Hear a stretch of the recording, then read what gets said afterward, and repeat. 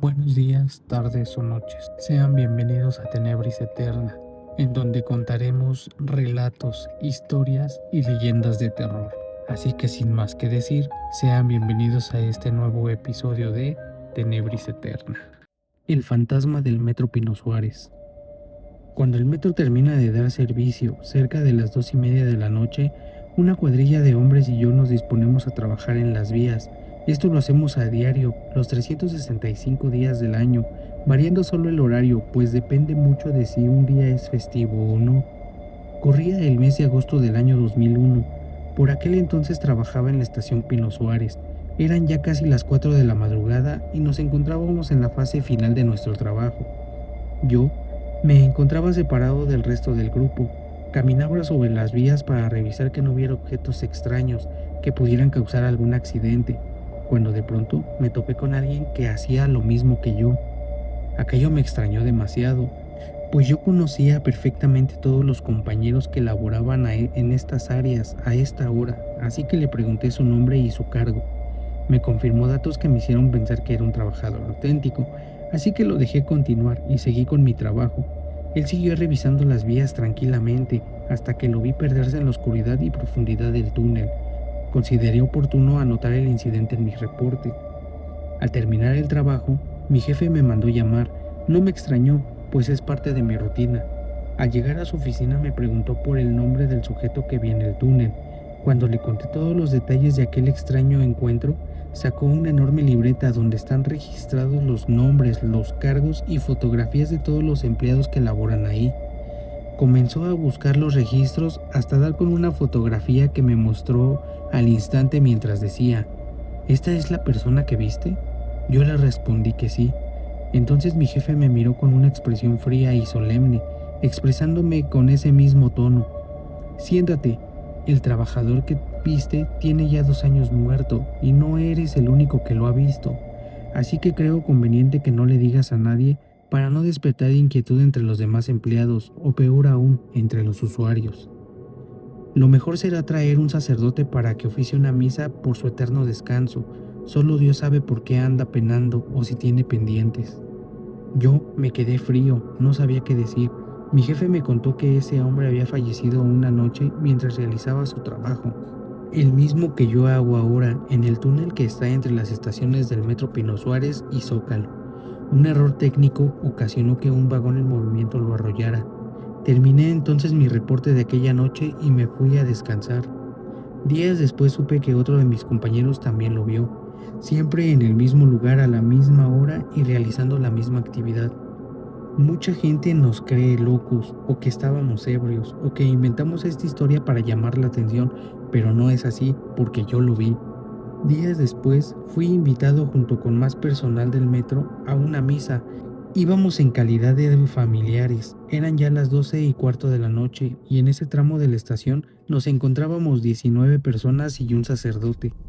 La procesión partió de Pino Suárez al Zócalo a través del túnel, en medio de rezos y plegarias, con el sacerdote salpicando las vías con agua bendita. De manera muy solemne terminó la ceremonia, que apenas duró unos 20 minutos, pues teníamos que dar mantenimiento a las vías. Aún hoy existen reportes de que el espíritu de ese trabajador sigue apareciéndose. Tal vez su misión en la tierra no ha concluido, o quizá trate de decirnos algo y todavía no hemos podido hacerlo. Llegó hasta aquí el relato que don Guillermo accedió a compartir en una de las tantas historias que suceden ahí en el mismo lugar por el que usted viaja a diario. Frecuentemente se dan hechos sobrenaturales que muy pocos perciben. Los problemas que los aquejan absorben su atención. Esos túneles y pasillos que a diario presencian el ajetreado desfilar de miles de personas preocupadas por su salud, la renta, las obligaciones, etc. La próxima vez que viaje en el metro, permanezca atento, pues puede ser el siguiente protagonista de un hecho sobrenatural. La carreta de la muerte.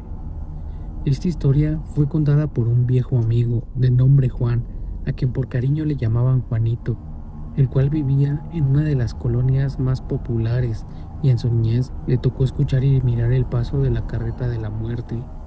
Según él, Juanito, junto con otros primos de la misma edad, acostumbraban a acudir a jugar a la lotería a la casa de una tía. Muchos días se quedaban hasta altas horas de la madrugada a jugar y a divertirse un rato. Cuando regresaban a casa, su abuelo les decía que por jugar por la noche a ese juego era cosa del diablo y que no era bueno, pero Juanito lo tomaba como una broma. Después de varias jornadas de lotería, Juanito regresó a su casa ya pasada la medianoche y su abuelo le repitió lo mismo, que no era bueno jugar hasta tarde. Al estar en su casa e intentar dormir, no podía conciliar el sueño. La frase de su abuelo no se le olvidaba.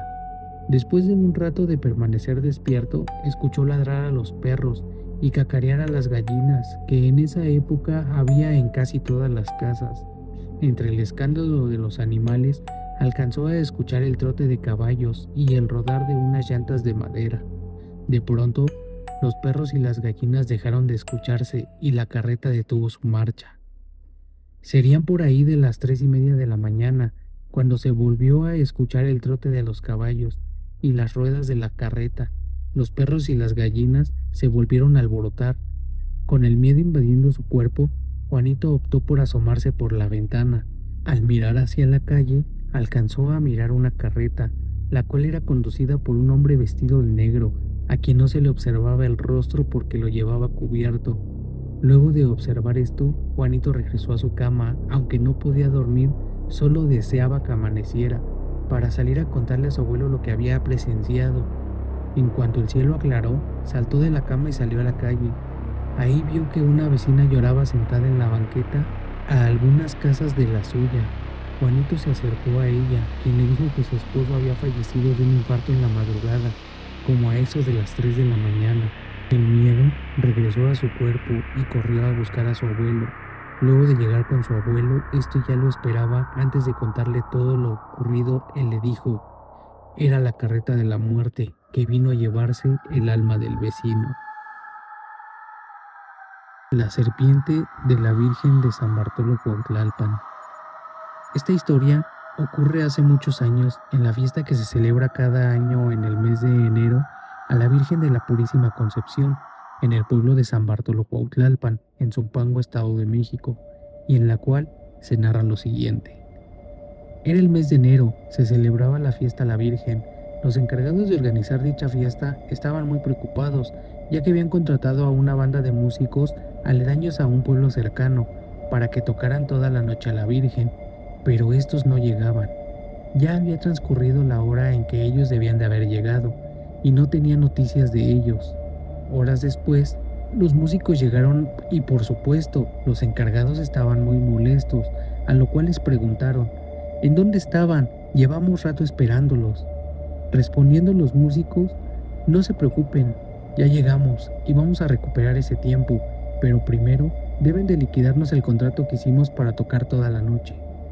Al ver que no se llegó a ningún acuerdo, los músicos decidieron retirarse del lugar, tomando el camino rumbo al cerro que los llevaría a su pueblo. De pronto, una gran serpiente se les apareció, bloqueándoles el paso. La serpiente bufaba y levantaba el polvo muy enojada. Los músicos decidieron alejarse y tomar otro rumbo. Todavía asustados, caminaron por otro sendero, cuando de pronto la misma serpiente se les apareció, repitiendo nuevamente la misma acción: bloquearles el paso, bufar y levantar mucho polvo muy enojada. Asustados, los músicos dieron marcha atrás y, recuperados del susto, uno de ellos preguntó: ¿de dónde ha salido esa serpiente? ¿Por qué no nos ha dejado pasar? Y uno de los músicos, que era de la tercera edad, pensativo, les dijo: ¿saben qué? Yo creo que esa serpiente que nos encontramos es la que se encuentra a los pies de la Virgen del pueblo de San Bartolo. En el pueblo de San Bartolo, los encargados se sorprendieron al ver que en los pies de la Virgen no se encontraba la serpiente, y más fue su asombro cuando vieron regresar a los músicos, a lo cual uno de los encargados les comentó: ya no queremos que toquen, el contrato no se cerró. Y los músicos respondieron: tenemos un compromiso con la Virgen, ya que la serpiente que tiene a sus pies nos impidió el paso para regresar a nuestro pueblo.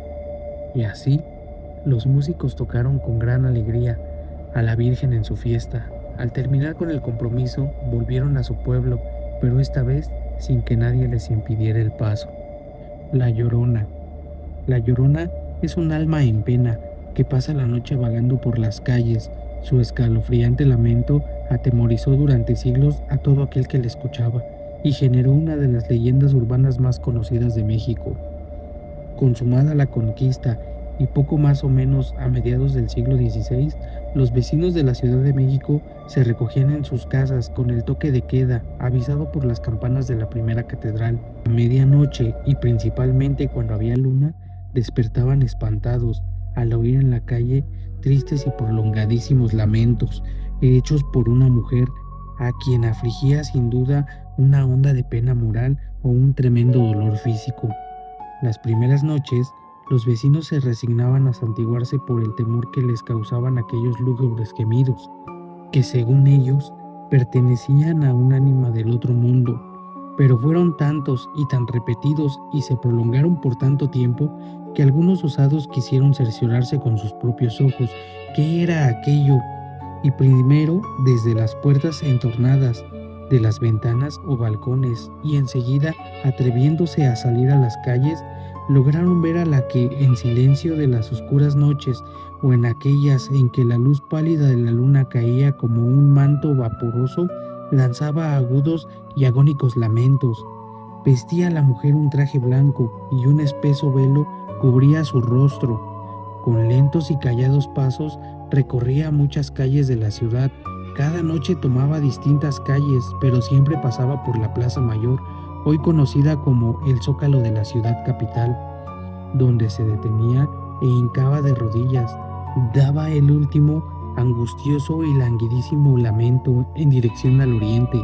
Después continuaba con un paso lento y pausado hacia el mismo rumbo, y al llegar a orillas del lago, que en ese tiempo penetraba dentro de algunos barrios, como una sombra se desvanecía entre sus aguas. Ahora, aquí les dejo un fragmento del lamento de la Llorona, que hasta el día de hoy se sigue escuchando.